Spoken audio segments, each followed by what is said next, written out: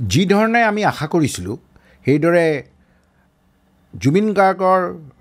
যি ঘটনালৈ যি SIT investigation কৰি আছে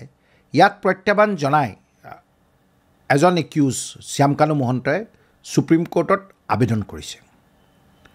এই আবেদনখন আৰ্টিকেল 32 কনষ্টিটিউশ্যন অফ ইণ্ডিয়াত আণ্ডাৰত ফাইল কৰা হৈছে সুপ্ৰিম কোৰ্টত। বেচিকেলি আপুনি কি হয় সুপ্ৰিম কোৰ্টত যদি আপুনি দেখুৱাব পাৰে যে আপোনাৰ মৌলিক অধিকাৰ ভংগ হৈছে but there is a violation of fundamental rights or for enforcement of fundamental rights আপুনি সুপ্ৰিম কোৰ্টলৈ ডাইৰেক্টলি যাব পাৰে। নহ'লে কি হয় আপুনি নিম্নতম আদালতত প্ৰথমতে যাব লাগিব, তাৰপিছত হাইকোৰ্ট, তাৰপিছত সুপ্ৰিম কোৰ্ট, এটা দীঘলীয়া প্ৰক্ৰিয়া। কিন্তু ফাণ্ডামেণ্টেল ৰাইট যদি আপুনি ভায়োলেট কৰা হয় তেতিয়াহ'লে আপুনি হাইকোৰ্টলৈ আহিব পাৰে। কিন্তু এই আবেদনখন সুপ্ৰিম কোৰ্টত কিয় কৰিলে তাতে যথেষ্ট জাষ্টিফিকেশ্যন এই আবেদনখনত দিয়া হৈছে। আজি ধৰক এটা বহুতে আলোচনা কৰি আছে যে SIT কিবা ভুলৰ কাৰণে বা SITয়ে কিবা শ্যামকানু মহন্তক কিবা সুবিধা কৰি দিলে নেকি যে তেওঁ দিল্লীত নামাৰ পিছত অধিবক্তাক লগ ধৰি পেলাই তেওঁ যিখন ওকালতনামা বা যিখন তাতে মানে আৰ্টিকেল 32 আণ্ডাৰ যিখন WP ক্ৰিমিনেল বুলি যিখন ৰেজিষ্ট্ৰেশ্যন হৈছে, ফাইলিং নাম্বাৰে হৈছে, এতিয়ালৈকে কেছ নাম্বাৰ হোৱা নাই কাৰণ কিছুমান ডিফেক্ট আছে, তেওঁলোকে সেইবিলাক ঠিক কৰিব লাগিব। যে সুবিধা কৰি দিলে নেকি SITয়ে পিটিশ্যনখন বা এফিডেভিটখন ফাইল কৰিবৰ কাৰণে শ্যামকানু মহন্তক?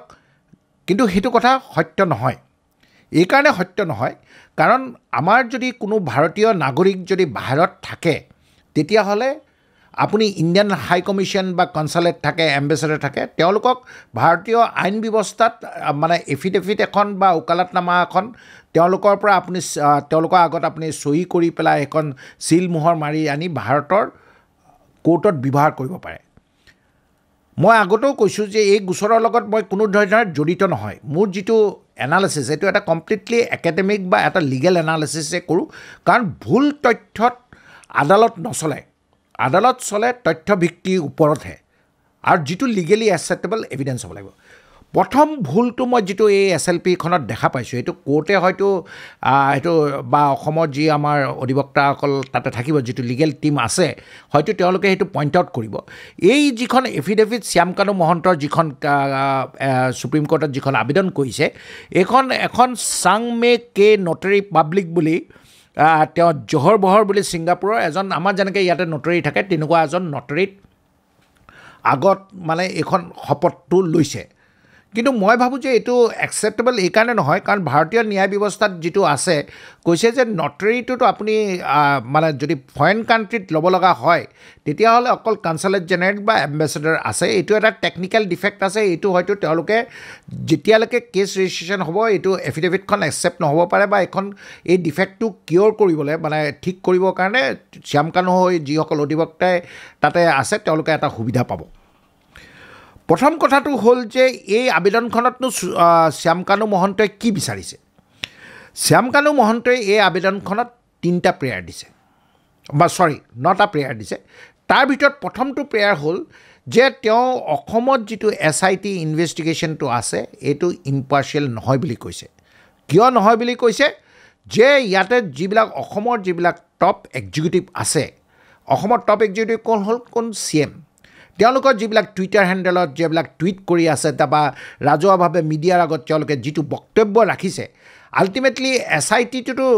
ষ্টেটৰ কণ্ট্ৰলতে স্পেচিয়েল ইনভেষ্টিগেশ্যন টীমটো যেনেকৈ CBI বা NIA নিচিনা তেওঁ ক'ব বিচাৰে যে ইণ্ডিপেণ্ডেণ্ট ইনভেষ্টিগেশ্যন এজেঞ্চি নহয়, এইটো ষ্টেট কণ্ট্ৰলৰ আণ্ডাৰত থাকে। সেই গতিকে কৈছে যে ইনভেষ্টিগেশ্যনটো যিটো হ'ব এইটো ইম্পাৰ্চিয়েল নহ'ব। সেই গতিকে NIA বা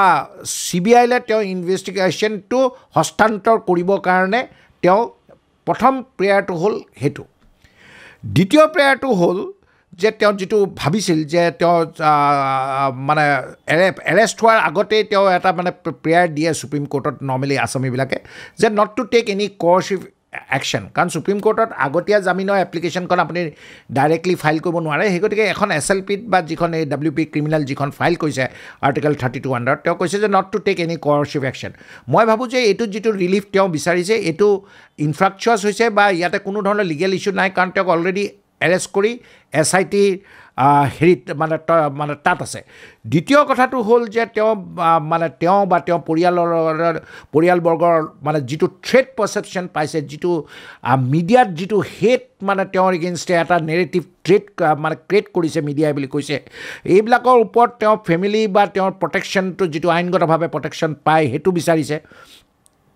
তেওঁ কৈছে যে যিবিলাক পোষ্টমৰ্টেম ৰিপৰ্ট মেডিকেল ৰিপৰ্ট যিবিলাক ছিংগাপুৰৰ ইনভেষ্টিগেশ্যন ৰিপৰ্ট য'ত অলৰেডি কৈ দিছে যে তেওঁৰ লগত কোনো ফল প্লে নাই তেওঁ মৃত্যুৰ লগত কোনো ধৰণৰ তেনেকুৱা ফল প্লে পোৱা নাই জুবিন গাৰ্গৰ সেই গতিকে এই ৰিপৰ্টবিলাকো SITৰ পৰা সুপ্ৰিম কোৰ্টে আনি পেলাই সেইবিলাক চাব লাগে চিল কভাৰত আনিব লাগে আৰু যিহেতু এই গোচৰত অলৰেডি 54খন FIR ৰেজিষ্টাৰ্ড হৈছে যদিও এখন FIR কৈছে তেওঁ কৈছে যে অসমৰ বাহিৰে অন্য ৰাজ্যতো FIR লঞ্চ কৰিছে তো SITটো ইনভেষ্টিগেশ্যন অকল অসমতে আছে বেলেগ ষ্টেটত নাই সেই গতিকে কৈছে যে NIA বা CBI দিলে বা দুখন দেশৰ মাজত প্লেচ অফ অকাৰেঞ্চটো দুখন দেশ হয় সেই গতিকে তেওঁ NIA বা SITকলে বিচাৰিছে সবতছে লক্ষণীয় এটা তেওঁ কৈছে যে SITয়ে তেওঁ নাথাকা সময়ত কেইবাবাৰো তেওঁ ঘৰত গৈ পেলাই তেওঁ ঘৰটো আজি চিল কৰি দিছে তেওঁ ডিচিলিঙৰ কাৰণেও সুপ্ৰিম কোৰ্টত প্ৰেয়াৰ দিছে সিমিলাৰলি SITয়ে তেওঁ বেংক একাউণ্টবিলাক ফ্ৰিজ কৰিছে সেইটো ডিচিলিঙৰ কাৰণে তেওঁ প্ৰেয়াৰ দিছে আৰু এটা কৈছে যে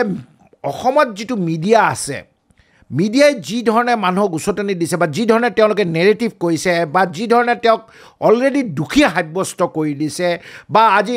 অল আছাম লয়াৰ্ছ এছ'চিয়েশ্যনে তেওঁক যি ধৰণে কোনো ধৰণৰ অধিবক্তা মানে ল'বলৈ কেছটো ল'বলৈ বাধা কৰিছে সেই গতিকে তেওঁ কৈছে যে এখন নিউট্ৰেল ষ্টেটত বা য'ত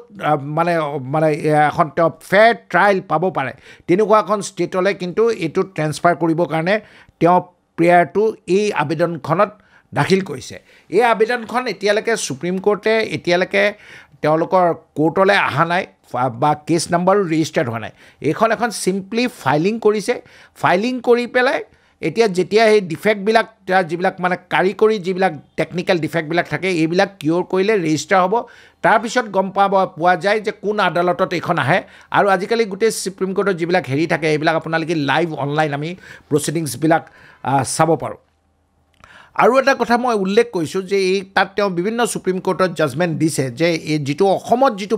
পৰিৱেশ এতিয়া সৃষ্টি হৈ আছে তাত তেওঁ ফেয়াৰ ট্ৰায়েল নাই তেওঁ ৰিয়া চক্ৰৱৰ্তীৰ যিটো সুশান্ত ৰাজপুতৰ যিটো কেছ আছে সেইটো উদাহৰণ দিছে আৰু এজনী ছোৱালীৰ কেছৰ উদাহৰণ দিছে তাত কৈছে যে এনেকুৱা ধৰণৰ পৰিস্থিতিত তেওঁ মৌলিক অধিকাৰ আৰ্টিকল 21 and 22 কনষ্টিটিউশ্যনৰ তেওঁৰ ইয়াতে ভায়লেশ্যন হোৱা বুলি তেওঁ এইটো উদাহৰণ দিছে আৰু অসমৰ ক্ষেত্ৰত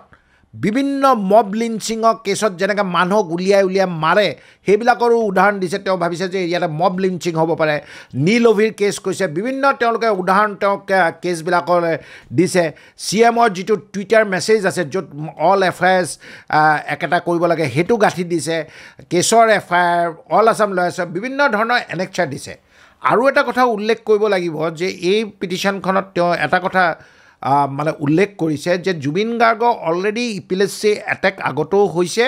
আৰু ডিব্ৰুগড়ৰ পৰা তেওঁক গুৱাহাটীলৈ ফ্লাইটলৈ লৈ আনিছে সেই গতিকে জুবিনৰ ক্ষেত্ৰতো যিবিলাক ডকুমেণ্টছ মেডিকেল ডকুমেণ্টছ আছে সেইবিলাকো তেওঁ যে চিজ হোৱাটো বিচাৰিছে সেই গতিকে মই ভাবোঁ যে এইখন যিখন পিটিশ্যন তেওঁ ড্ৰাফ্ট কৰিছে it's a very well drafted petition বা তেওঁ যিখিনি তাত পইণ্টছ ইনক্লুড কৰিছে তেওঁ যিখিনি আমি আশংকা কৰিছিলোঁ যে এজন আছামীয়ে যিখিনি ল'ব পাৰে সেইখিনি তাতে তেওঁ লৈছে কিন্তু মই দেখিছোঁ যে এই পিটিশ্যনখনত যিটো ছেকেণ্ড কেছ যিটো বিত্তীয় কেলেংকাৰী লৈ পেলাই যিটো ছেকেণ্ড কেছ ৰেজিষ্টাৰ কৰিছে তাৰ কথা উল্লেখ কৰাটো এইখন পিটিশ্যনত মোৰ দৃষ্টিগোচৰ হোৱা নাই প্ৰায় 150 পেজৰ এখন পিটিশ্যন হয় আমি এতিয়া তন্নকৈ মই চাই আছোঁ কিন্তু প্ৰাৰম্ভিকভাৱে আমি যিটো ভাবি আছিলোঁ যে SIT কিবা নেগলিজেঞ্চ আছে নেকি বা SITয়ে সুবিধা কৰি দিছে নেকি সেইবিলাক ইয়াতে কোনো ধৰণৰ তেনেকুৱা উল্লেখ কৰা নাই কিছুমান যিবিলাক তেওঁ ৰিলিফ বিচাৰিছে সুপ্ৰিম কোৰ্টে সেইবিলাক অলৰেডি এতিয়া এইবিলাক ইনফ্ৰাষ্ট্ৰাকচাৰ্ছ হৈ গৈছে কাৰণ তেওঁ পুলিচ কাষ্টডিত আছে বাকী যিবিলাক ট্ৰেন্সফাৰৰ বেলেগ ষ্টেটলৈ ট্ৰেন্সফাৰ কৰা কেছটো বা ডিচিলিং কৰা কথাটো বা ডিফ্ৰিজিং অফ একাউণ্ট আৰু তেওঁ কৈছে যে এতিয়াৰ পৰা আৰু যাতে কোনো ধৰণৰ ইয়াতে আৰু নতুন FIR যাতে SIT নলয় আৰু কোনো ধৰণৰ কোৰ্টেও যাতে এনেকুৱা ধৰণৰ কগনিজেঞ্চ নলয় আৰু প্লাছ তেওঁ সুপ্ৰিম কোৰ্টক আবেদন কৰিছে যে এই কেছটো ষ্টেটাছ ৰিপৰ্ট এটা মানে আদালতত মানে সুপ্ৰিম কোৰ্টত উচ্চতম ন্যায়ালয়ত দাখিল কৰিব লাগে তেতিয়াহে তেওঁ ন্যায় পাব বুলি এটা আশংকা কৰিছে আৰু মই ভাবোঁ যে আমি ইয়াৰ ওপৰত আৰু মন্তব্য এইকাৰণে দিয়া উচিত নহয় কাৰণ আদালতৰ এতিয়ালৈকে এইটোৰ ওপৰত একো বিবেচনা বা একো ধৰণৰ অৰ্ডাৰ হোৱাই নাই কিন্তু তেওঁ মিডিয়াৰ ওপৰত যথেষ্ট ক্ষোভ দেখা গৈছে তেওঁ কৈছে যে ভিলিফিকেশ্যন অফ মি যিটো তেওঁ নেৰেটিভ মিডিয়াই ট্ৰেড কৰিছে বা তেওঁলোকে যিটো উচতনমূলক যিবিলাক কথা কৈছে তেওঁৰ জীৱনৰ প্ৰতি আশংকা আহি গৈছে বা তেওঁ ইয়াত কোনো ধৰণৰ ন্যায় নাপাব বুলি তেওঁ আশংকা কৰিছে আৰু সেই গতিকে কেছটো ইয়াৰ পৰা অসমৰ পৰা ট্ৰেন্সফাৰ কৰি লৈ যাব লাগে বুলি তেওঁ এই পিটিশ্যনখনত স্পষ্টভাৱে উল্লেখ কৰিছে আপুনি বিচৰা বাতৰি পাব কেৱল নিউজ 18 এপত নিউজ 18 এপ ডাউনলোড কৰিবলৈ স্ক্যান কৰক এই QR কোড গুগল প্লে ষ্টৰতো পাব এই নিউজ 18 এপ